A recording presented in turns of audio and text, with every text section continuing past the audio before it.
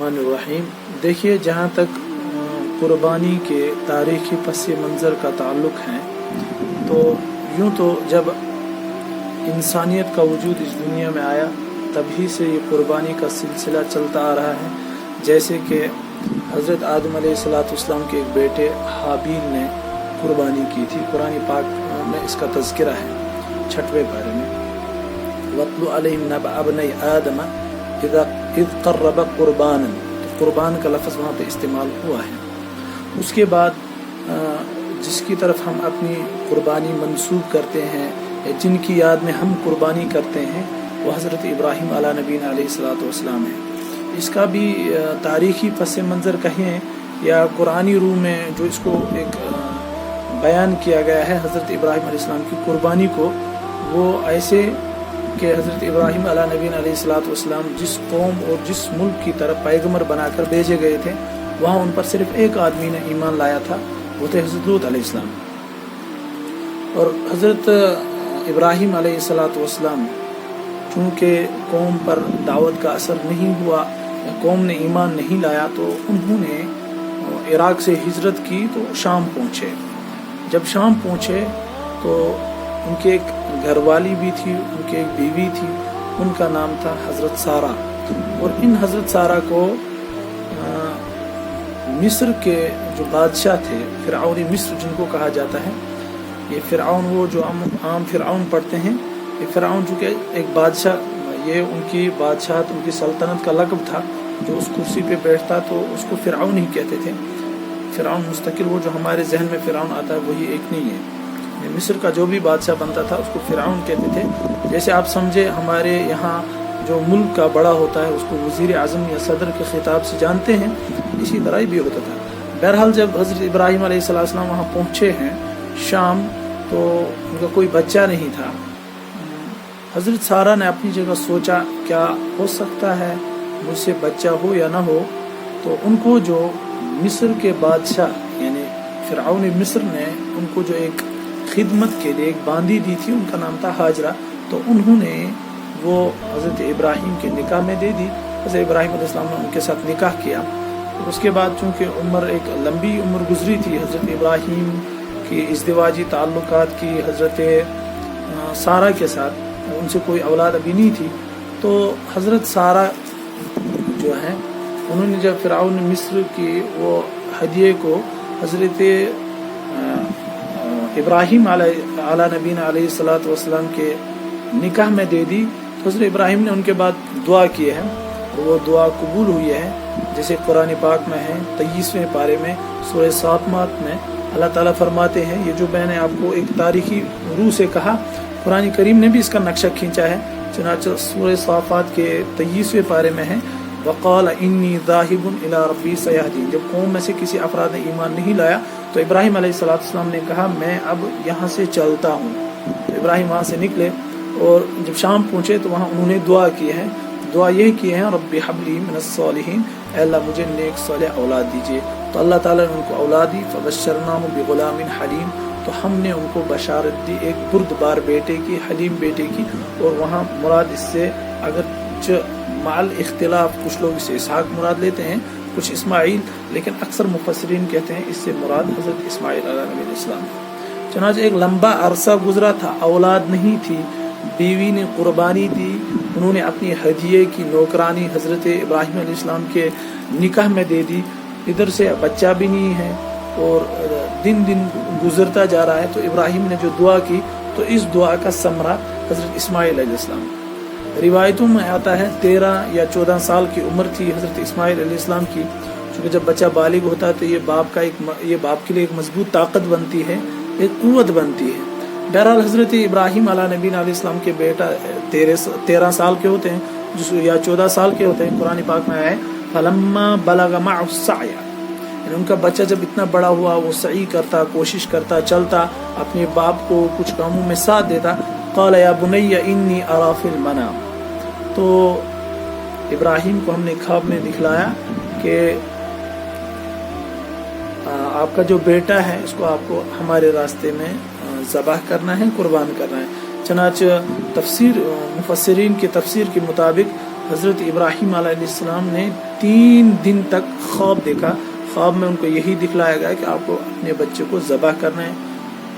چنانچہ حضرت ابراہیم علیہ السلام 3 دن کے بعد اپنے بچے کو قربان کرنے کے لیے لے جاتے ہیں. قربانی کرنے سے پہلے وہ اپنے بچے کو اطلاع دیتے ہیں کہ دیکھیے آپ کو قربان ہونا ہے, یہ اللہ کا, یہ مجھے خواب میں دکھلایا گیا ہے, لیکن میں آپ سے بھی پوچھتا ہوں. قال انی ارا فی المنام انی اذبحک, میں نے آپ کو خواب میں دیکھا کہ میں آپ کو ذبح کر رہا ہوں. فانظر ماذا ترى, آپ غور کیجئے, آپ دیکھیے آپ کا کیا معاملہ ہے. چنانچہ جیسے ہم کہتے ہیں مشہور محاورہ ہے شیر کا بیٹا شیر ہی ہوتا ہے, تو یہ پیغمبر کا بیٹا تھا, تو پیغمبر کے بیٹے کے اندر بھی وہ پیغمبرانہ مزاج آ چکا تھا, اور خود بھی پیغمبر بننے والے تھے حضرت اسماعیل علیہ السلام. چنانچہ حضرت اسماعیل علی نبینا علیہ الصلوۃ والسلام نے کیا کہا اس کو دیکھیے.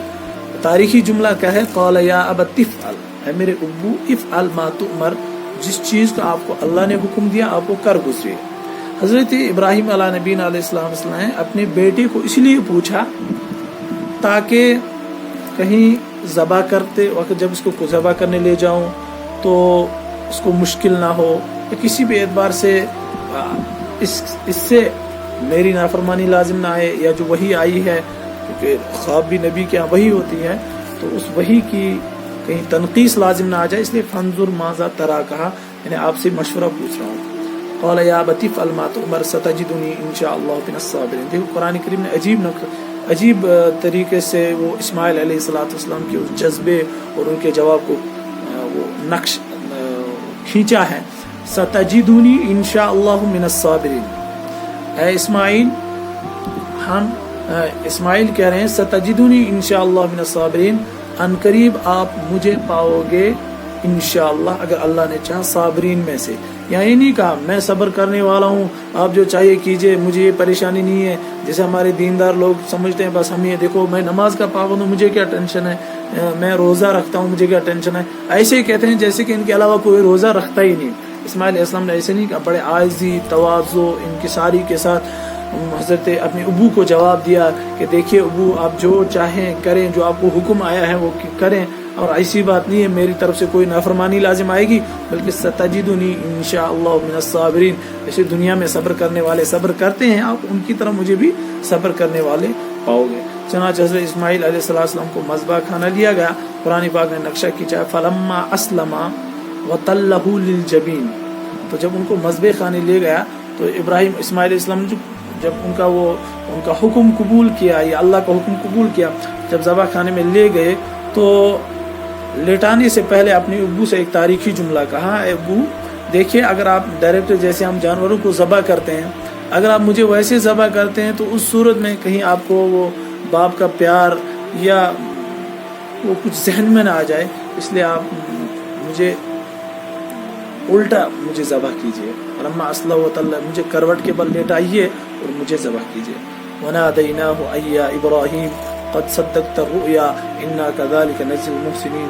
حضرت ابراہیم علیہ السلام خواب کے مطابق وحی کے مطابق اپنے بیٹے پہ چھری چلانے لگے, اور حضرت ابراہیم علیہ نبینا علیہ السلام کی چھری چلانے ہی کی دیر تھی, ایک مہنڈا لے کر حضرت جبریل علیہ السلام آئے ہیں. مفسرین کی تفسیر کے مطابق حابیل نے جو اپنے زمانے میں وہ قربانی کا جانور ذبح کیا تھا اسی کو حضرت جبریل لے کر آئے. اس روایت میں آتا نہیں جانور جنت سے لایا گیا, تو اس مینڈے کو حضرت ابراہیم علیہ السلام نے حضرت اسماعیل علیہ السلام کی جگہ ذبح کیا. بہرحال یہ اس کا تاریخی پس منظر بھی ہے, شرعی پس منظر بھی ہے کہ ہم جو قربانی کرتے ہیں یہ انہی حضرت ابراہیم علیہ نبینا علیہ السلام کی یادداشت میں, جو ایک لمبی عمر کے بعد ان کو اولاد دی گئی. اولاد دینے کے بعد اللہ تعالیٰ کی طرف سے آزمائش تھی, اس کو ہماری بارگاہ میں سے ذبح کرنا ہے, قربان کرنا ہے. چنانچہ اس کے لیے بھی حضرت ابراہیم علیہ السلام تیار ہوئے. تیار ہونے کے بعد جب لیٹایا, ذبح کرنے کی تیاری کی, بلکہ ذبح ہونے جا رہا تھا تو اللہ تبارک و تعالیٰ نے ان کی جگہ ایک دمبا دیا جس کو انہوں نے ذبح کیا. چنانچہ قرآن کریم میں ہی اس کا تذکرہ ہے وَفَدَيْنَاهُ بِذِبْحٍ عَظِيمٍ, تو ہم نے ان کو ایک عظیم مذبح, ایک جانور دیا, ہدیہ دیا جس کو انہوں نے ذبح کیا. عظیم کا لفظ ہے, اس سے معلوم ہے وہ اللہ کی بڑی نعمت تھی, یا تو وہ جنت سے آیا تھا یا وہی حابیل کا تھا. بہرحال اللہ تبارک و تعالیٰ نے اللہ ताला का बड़ा एहसान है कि हज़रत इब्राहीम अलैहिस्सलाम की जगह अगर उनका बेटा ज़बह किया जाता है या उनको कुर्बान किया जाता तो आजकल हमें भी अपना बेटा ज़बह करना पड़ता है। इतनी मालो दौलत के बावजूद इतने आज मुझे लगता है आज कोई भी ऐसा नहीं है, खुसूसन घरों में जो हमारी औरतें शादीशुदा हैं उनके बाद ज़ेवरात होते हैं, जायदाद होती है, उन पे कुर्बानी वाजिब होती है। इसके बावजूद हम तो इस जानवर को ज़बह करने के लिए तैयार नहीं हो जाते हैं, इस जानवर को कुर्बान करने के लिए तैयार नहीं होते हैं। अगर ऐसा होता कि बच्चा अपने बेटे को ज़बह करना होता तो उसके लिए हम कहाँ तैयार होते हैं। लिहाजा आप सबसे गुजारिश यही है, आजकल के ज़माने में अक्सर साहिब निसाब हैं, आजकल अक्सर लोग वो हैं जिन पे कुर्बानी वाजिब होती है। ये अजीम दिन साल में एक मरतबा आता है, तो आप कोशिश कीजिए हर एक कुर्बानी करने की, क्योंकि इससे बहुत बड़ा फ़ायदा है। अगले बार अगर कभी मौका आया हम आपको फजीलत बताएंगे इसकी कि कुर्बानी जो है कुर्बानी करने की वजह से अल्लाह की तरफ से क्या क्या इनामात मिलते हैं। वाखिर दावाना अनिल हम्दुलिल्लाहि रब्बिल आलमीन।